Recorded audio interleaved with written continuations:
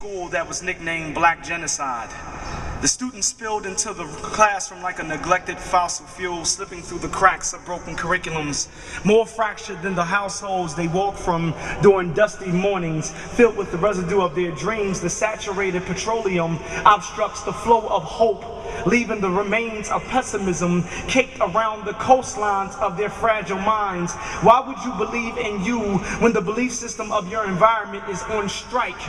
There is a silent desperation drifting in the oxygen. Each breath is filtered by the apathy laced in their actions. The sheetrock of their bone structure is painted with stereotypes built on foundation of prejudice, with voices screaming, "We are abandoned homes with no furniture on the inside, bloodshot shattered windows, undiscovered dead bodies on the second floor, a basement obsessed with mildew. The stench of death is sleeping in the floorboards, seeping into the darkness that has become their light." Sometimes people stay long enough to see the plight of their infrastructure.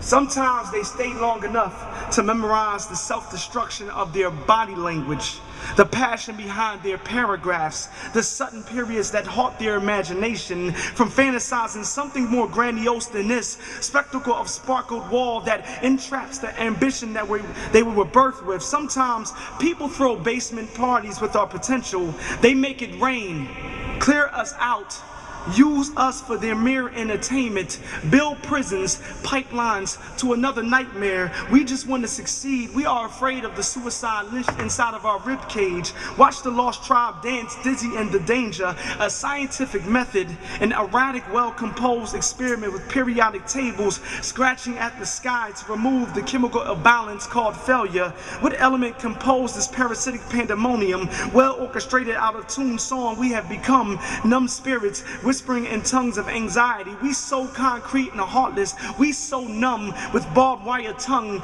decorating the grimace of our facial features. So callous, there is something to protect here in this home, a brickyard heartbeat, concrete, too tough to crack open, too tough to crack smile, too tough to crack gentle, too tough to crack education, to crack the genius that we were born with. We stem from so much greatness that we have forgotten somewhere in the selective amnesia of us all. I am the only one to graduate on my father's side. This drifting memory, a family of gang war, a culture of drug, 50-year-olds that sell, stand on corners with young men refusing to grow up. I'm surrounded by a bunch of men at a Thanksgiving dinner who refuse to grow up, a Peter Pan syndrome.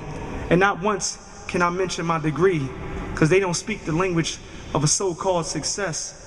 But I look into my uncle's eyes and I see the bloodshot of failure, and I understand they have come a long way.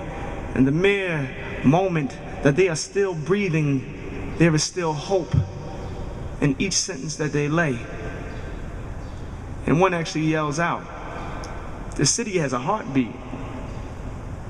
And I look him dead in his eyes and I say, "I'm still glad you have yours."